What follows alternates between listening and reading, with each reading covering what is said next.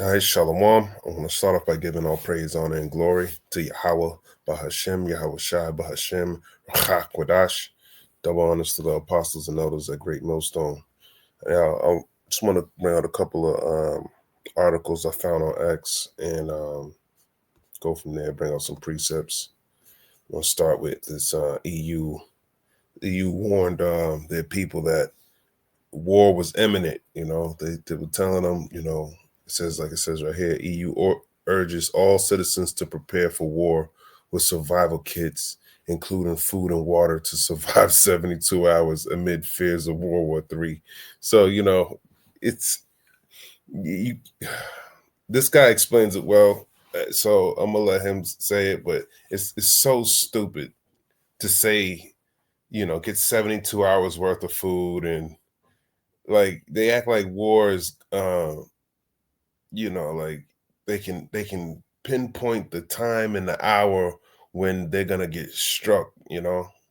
That's not how it works, man. It comes suddenly out of nowhere. You should always be prepared for war. This is what we're on the highways and hedges talking about, man. Okay, don't wait for the damn news station to tell you that shit's gonna go down, man. It's gonna go down. Yahweh Ba'ashem Yahweh Shah already told you that. You need to be prepared daily. So when these things come, you are already prepared. Okay, let's get into it though. Seriously, why the fuck do they have to do this? It's absolutely insane. Every single household that falls under the European Union, some 27 countries, will be receiving information and details in the post to their home address on how to build survival kits and how to prepare for all-out war. The only survival kit you need, honestly, is nothing wrong with, storing up water. And I mean, you're gonna have to be like a pilgrim in the earth according to the scriptures, but there's nothing wrong with buying extra water and things like that, because there's no way you can prepare for what's to come. The only thing you can do is repent and hope that the Lord, is dealing with you to the point that He'll be guiding your steps. Okay, because let me grab my first precept. Matter of fact, let me go to the blue letter and go straight to these scriptures, man. The same basic scriptures that this is what you need in your bug out bag, which is in your mind, man. As a matter of fact, I'll start from the top. The judgment of God, okay, the Most High, He's sending this judgment. It says, "Woe to thee that spoilest, and thou was not spoiled, and dealest treacherously, and they dealt not treacherously with thee. When thou shalt cease to spoil, thou shalt be spoiled, and when thou shalt make an end to deal treacherously, they shall deal treacherously with thee." Okay, so this is talking about the so-called white man Esau, Edom. Okay, once he sees the spoil, he's going to be spoiled. All right. O Lord, Yahweh, be gracious unto us. We have waited for thee. Be thou their arm in every morning, our salvation also in the time of trouble. Yeah, this is what we need. This is the Lord to be our salvation in the time of trouble. Storing up food, water, guns, bullets. Hey, that might get you so far, man. Okay. But Matthew 4:4 tells you that a man shall not live by bread alone. But he was only quoting Deuteronomy 8:3. So let me grab that. I'm gonna jump back over here. Okay. And God's gracious dealings. I'll start from 1:3. All the commandments which I command thee this day shall ye observe to do, that ye may live and multiply and go in and possess the land which the Lord sware unto your fathers. The land is talking about the land of Israel. The fathers is talking about Abraham, Isaac, and Jacob. So this only applies to the Israelites. Okay. If you're not an Israelite, then hey man, this ain't for you, man. Good luck. You know, we try to find a bunker and we'll come get you after, because you're going into slavery. Deuteronomy 8:2, and thou shalt remember all the way which the Lord thy God led thee these 40 years in the wilderness, to humble thee and to prove thee, to know what was in thine heart, whether thou wouldest keep his commandments or no. And that's what this trial is for. Okay, you're going to keep the commandments. What's more valuable to you? Your life, or serving the Lord, because you have no life without the Lord. Okay, and Esau is going to be trying to get you to take his MOTB device, if you make it through the tribulations. So you need to be preparing yourself for that battle. Deuteronomy 8:3. This is the point. Okay. And he humbled thee and suffered thee to hunger and fed thee with manna, which thou knowest not, neither did thy fathers know, that he might make thee know that man doth not live by bread alone. Shalakia only, but by every word that proceedeth out of the mouth of the Lord Yahweh doth man live. Okay, so you got to know these words. You got to know what's in the Bible, man. Thy raiment waxed not old upon thee, neither did thy foot swell these 40 years. So the Israelites are going through the wilderness, man. And he said, your clothes didn't even wax upon you, man. So that's only through the grace of the Lord. And your foot and thy foot didn't swell, man. So in these 40 years, so they had to wear whatever they had to wear to get through what they had to get through. But the Lord was protecting them through all of this. He made manna rain from the sky. Okay, that's what he's referencing, reminding you that he was with you. Okay, through the wilderness. Okay, so we have to remember these things. As a matter of fact, let me just grab Matthew 4:4 since I quoted it. But that's what it's talking about. Matthew 4:4. But he answered and said, it is written, man shall not live by bread alone, but by every word that proceedeth out of the mouth of the heavenly Father. So this is what Yahweh Shai was quoting, Deuteronomy 8:3. He wasn't speaking his own words. Okay. So I wanted to finish that in Isaiah. Okay. So you have to know this, man. We gotta get this. It sounds repetitive, but hey, this is what I'm constantly thinking about to remind myself what matters in this life, man. Okay. And hopefully these thoughts meet me when the time comes, any moment comes. Okay. At the noise of the tumult, the people fled. At the lifting up of thyself, the nations were scattered. Yeah, when the Lord starts to come back, hey, it's going to be a lot. That's what we're getting into, man. Okay, bringing out these videos showing you the times, constantly redeeming the times. And your spoils shall be gathered like the gathering of the caterpillar. As the running to and fro of locusts shall he run upon them. Let me look at that. Let me look at some context on that. Isaiah 33:4. And this is why we use the internet to the best. You know, this is what you do. I just typed it in. Isaiah 33:4 meaning. AI overview. This is your plunder, O nations. It says, prophesies the enemy spoils will be taken by God's people with the same ease and speed as locusts devour crops, man. Sort of like the Exodus of Egypt. When you read about that, it was, they spoiled Egypt. And that's sort of what Jacob's trouble is going to be like. But this is going to be worse than any other time we've ever experienced down here on the earth. The Lord is exalted. The Lord is, his name is Yahweh, which means he exists. For he dwelleth on high. He have filled Zion with judgment and righteousness. And wisdom and knowledge shall be the stability. Oh, did I finish up? And this is the point. And wisdom and knowledge shall be the stability of thy times and strength of salvation. Fear of the Lord is his treasure. Okay, so this wisdom and knowledge is going to be the strength of your salvation, not anything else. I mean, what fucking good is a 3-day survival kit going to do? Right. What is it going to do? It's going to deceive you, man, into thinking that, you're all right. All right. But in all actuality, you're not going to be all right, man. Okay. And there's scriptures on that. I just want to grab this in Book of Luke.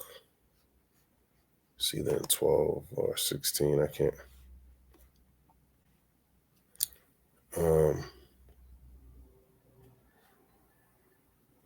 Be in readiness.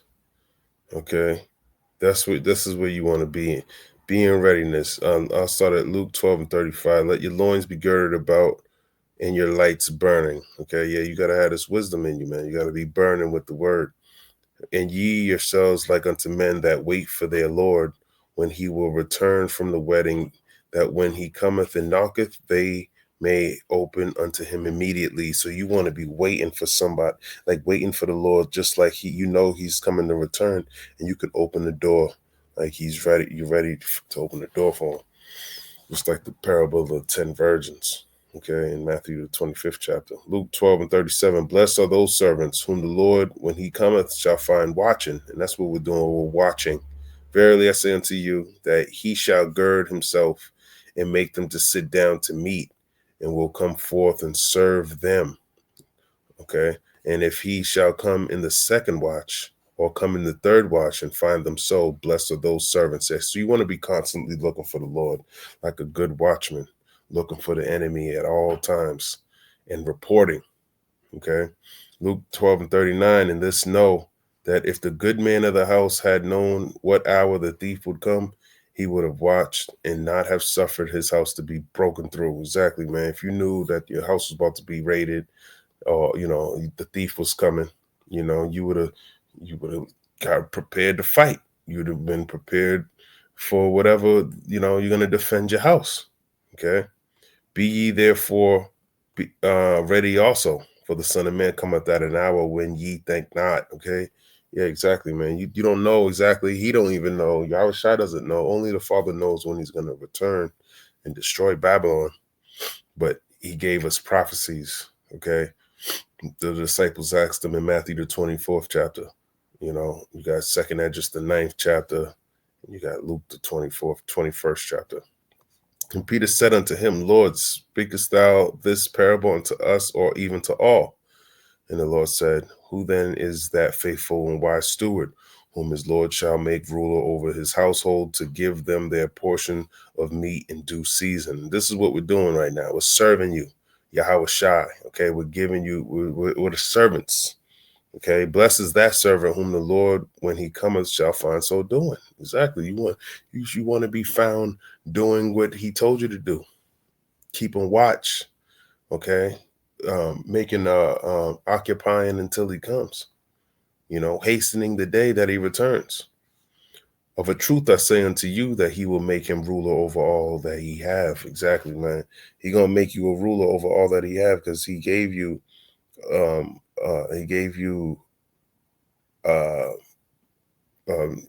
pretty much a position in occupying his business. Okay, and by the work that you put in, he's going to promote you.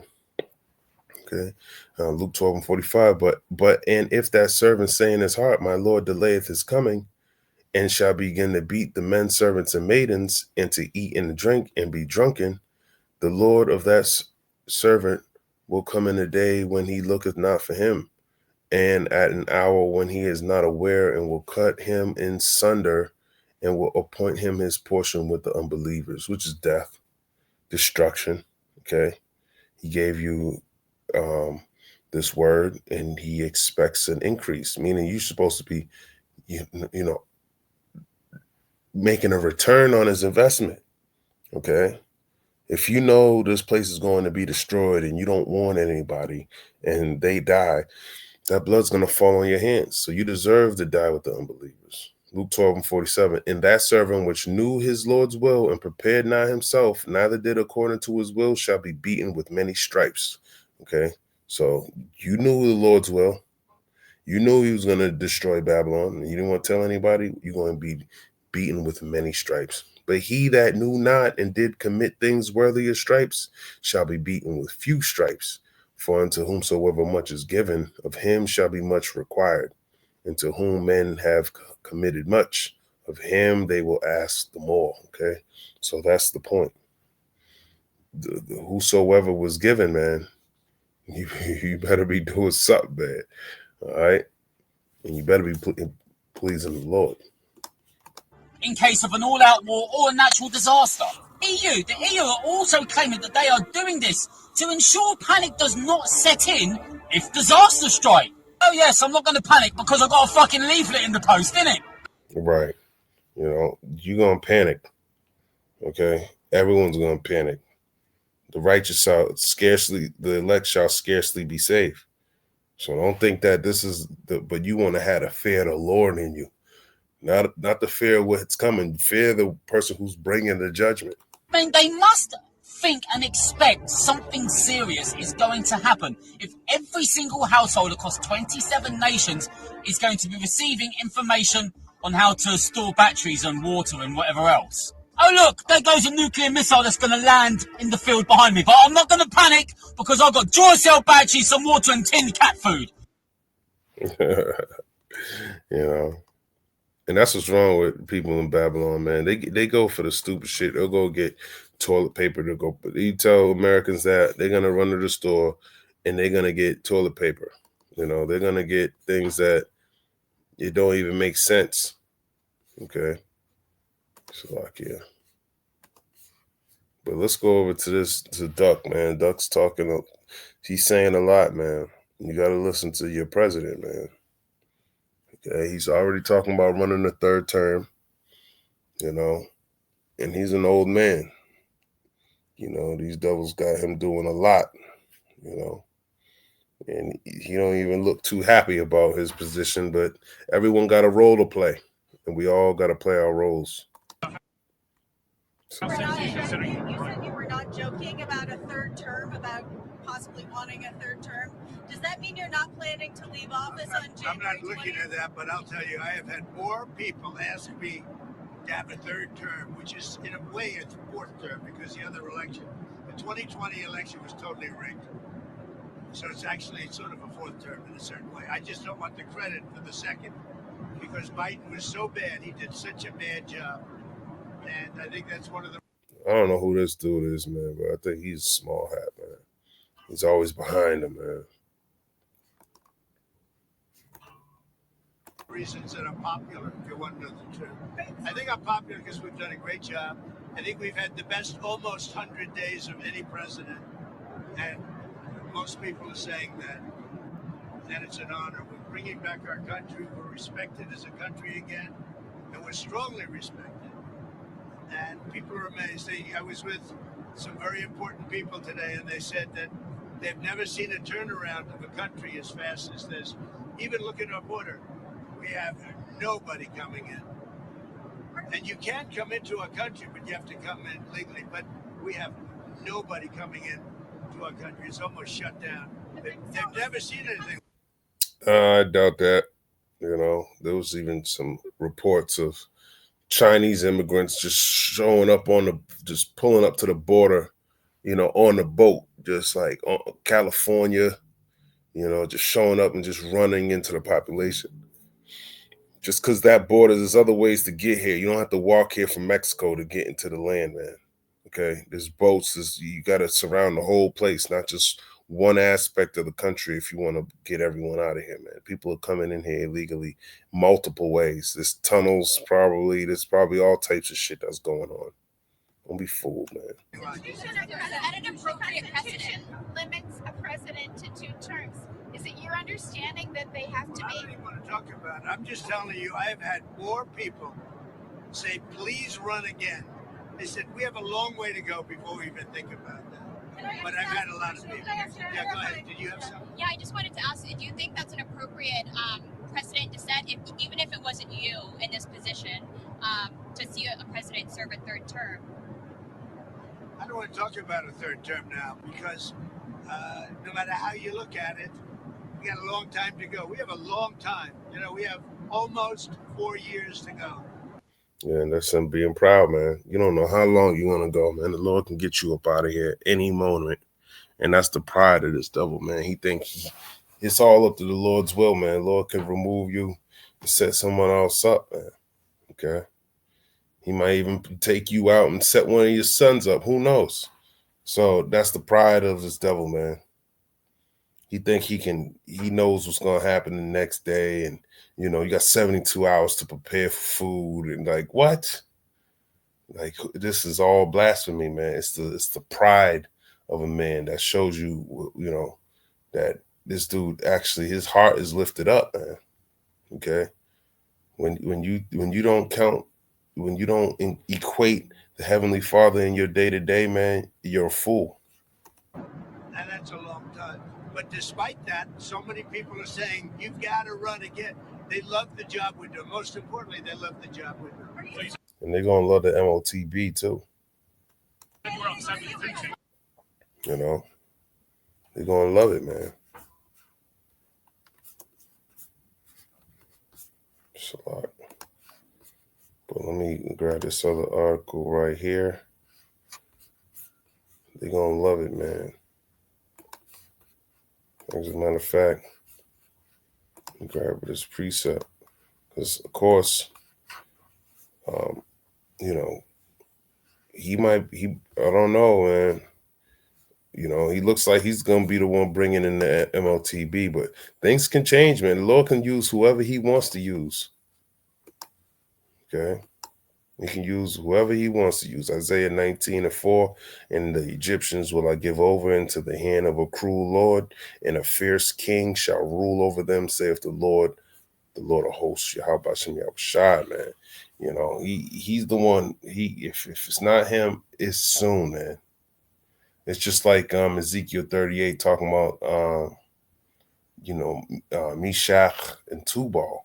Okay, that's and Salakia, the Prince of Rosh, or the Prince of Russia, Rashar, Shar means a prince, man. So it looks like it could be Vladimir Putin. Okay. But hey, man, like I said, the Lord you never know. But we know Russia's going to be shooting nukes over here. Okay. Whether it's Putin or if there's somebody that's in the midst of them, it looks like this is the vessels that the Lord's going to be using. Matter of fact, I want to jump over here in second edges. So you got to be prepared for these things, man. Okay. You, me, everybody. We all need to be prepared for this a lot. I don't know why I don't see second edges. Okay. I want to go to second edges, chapter 7 and 57. It says, then answered he me and said, this is the condition of the battle, which man that is born upon the earth shall fight, that if he be overcome, he shall suffer as thou hast said, but if he get the victory, he shall receive the thing that I say. So this is the condition of the battle, man. Okay, you got to fight, man. You got to keep these law, statutes, commands to the best of your ability, because in order to get the victory, you got to get over the MOTB. Okay, so let's grab Ecclesiastes, okay, 12 and 13. It says, let us hear the conclusion of the whole matter. Fear the Most High and keep his commandments, for this is the whole duty of man. So this is your duty, okay? It's to keep the commandments, okay? So that's the only way you're going to get the victory. That's what we want. This is the condition of the battle. Revelation 15 and 1, and I saw another sign in heaven, great and marvelous, 7 angels having the 7 last plagues, for in them is filled up the wrath of God. And I saw, as it were, a sea of glass mingled with fire, and them that had gotten the victory over the beast. See, that's the victory. It's over the beast, okay? And over his image, which is his system that he has in place. You're going to need to eat. You're going to need clothes. You're going to need all these things, man. Okay? And he's going to provide you a way to trust in that system that he's going to place. So that's you trusting in his image. He can give you the salvation, not the Lord. And over his mark, okay? This is the victory, okay? You want to get the victory over his mark. And over the number of his name. Stand on the sea of glass, having the harps of God. So this is how you get the victory, man. You got to get it over the beast, over the image, over the mark, and over his name, man. Okay? It's going to come with a lot of peril, a lot of destruction, and there's more to come. Like, look what happened in Myanmar. I just want to show some videos on that, man.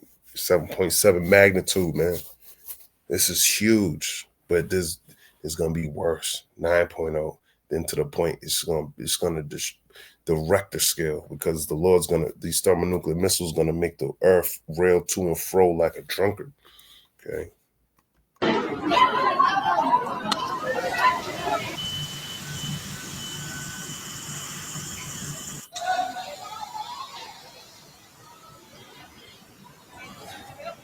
Look at that shit, man. That shit just shaking, man. And they way at the top. Okay. I can't stand living in something like this. You living in something like this, man. Hey, man, you got to be a certain type of somebody. They pay a lot of money. This is in Taiwan, so you know currency's different out there. But to people live like this here in America, okay?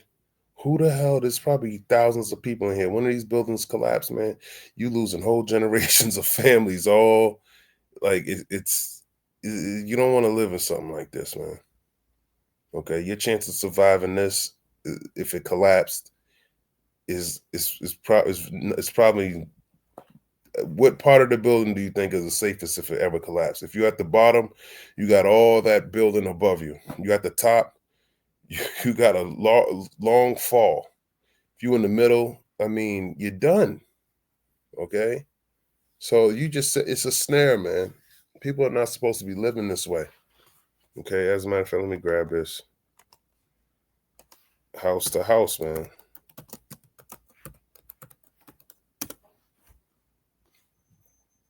I thought it was Jeremiah. No, I think it's Isaiah. This is like way Isaiah 50. No. No. Hold on, let me Google it.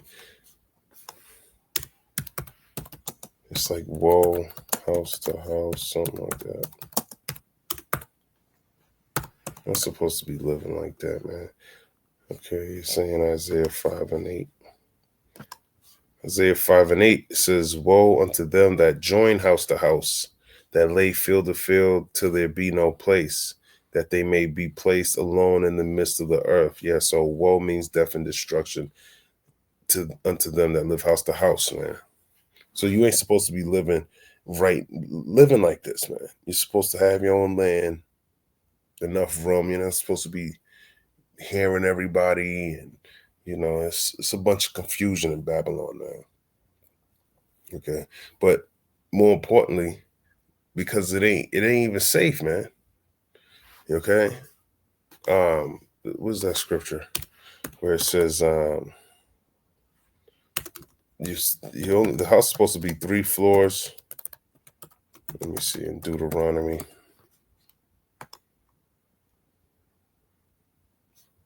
Deuteronomy 19 and 3. Let me get this out the blue letter.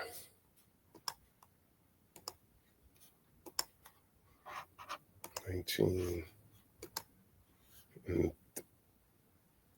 cities of refuge. This is that Deuteronomy 19 and 3. Thou shalt prepare thee a way and divide the coast of thy land, which the Lord God giveth thee to inherit, into 3 parts, that every slayer may flee. No, that's not the precept I'm looking for.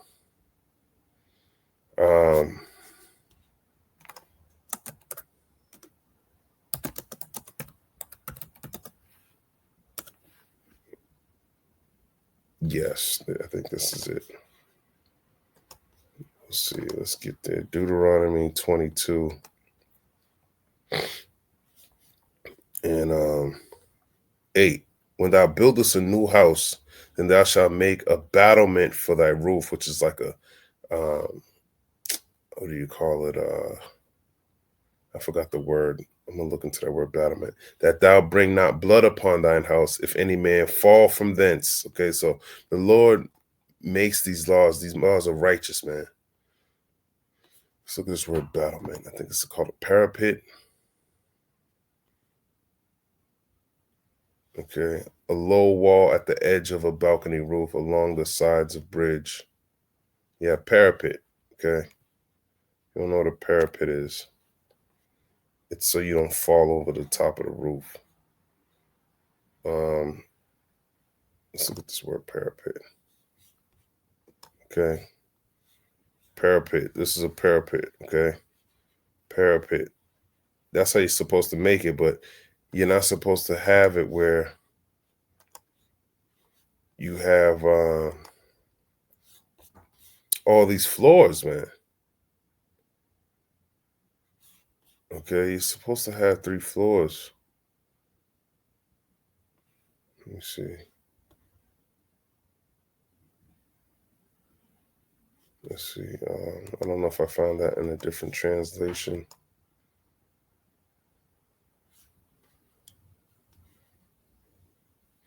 Deuteronomy 22:8 in the NLT. When you build a new house, you must build a railing around the edge of its flat roof.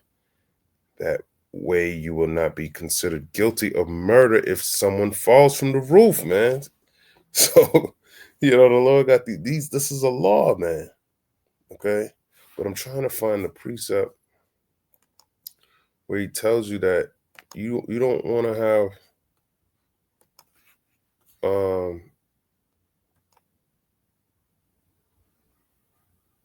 all these floors. Okay. So you definitely need a parapet. We get that. Let me see if I can. How many floors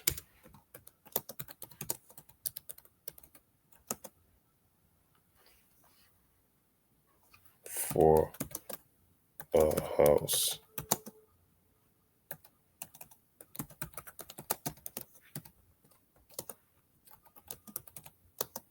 So I know it's in here. I just can't remember where I read it at.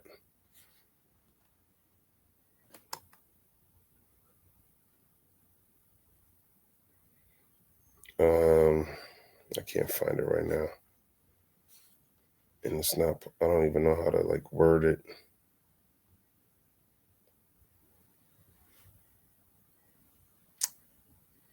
When you build a house, I don't know. I can't even word it right. Let's keep going.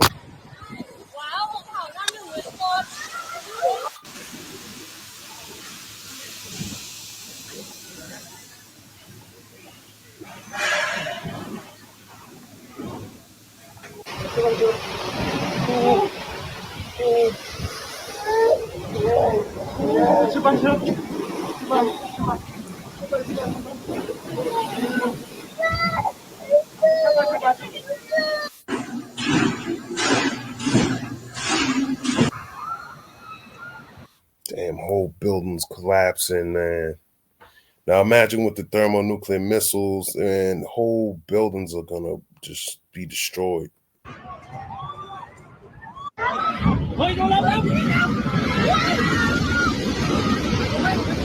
And if that can be destroyed that way, imagine the rest of Babylon, your wooden house. All this is all meant to be destroyed. Okay. So you don't want to have a mindset of making your this is your rest.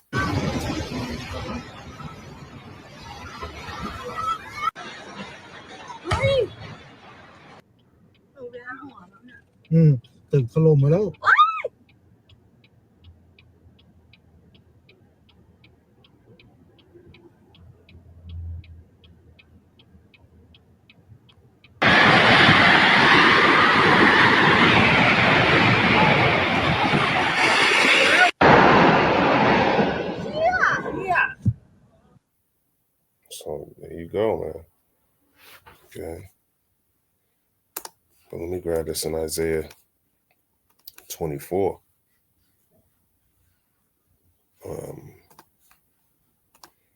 Isaiah 24. I think it's in KJV. And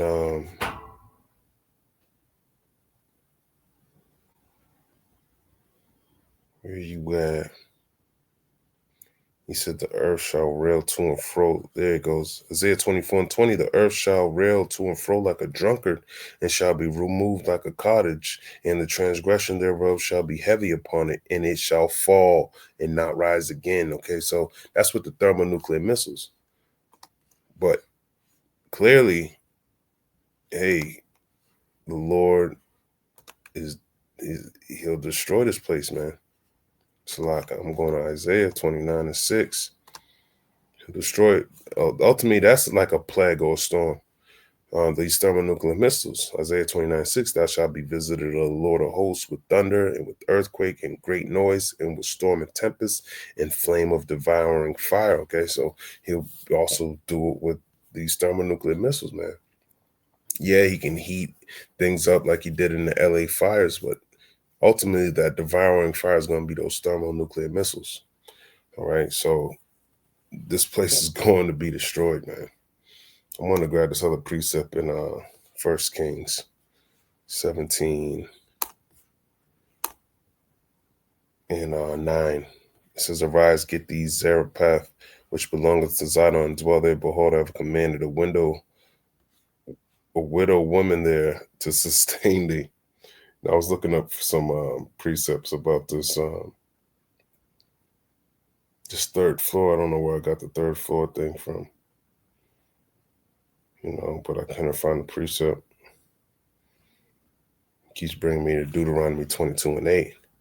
But the Lord's, all of this there's a certain amount of, until I find it, that's not, you don't want to be living house to house, man. Everyone's supposed to have their own type of land, all right?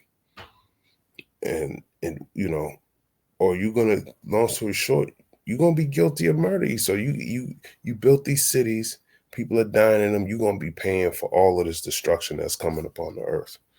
But I'm ending right there. Lord's will, that was edifying. I want to give all praise, honor, and glory to Yahweh, Bahashem, Yahweh Shai, Bahashem, Rachak, Shalom.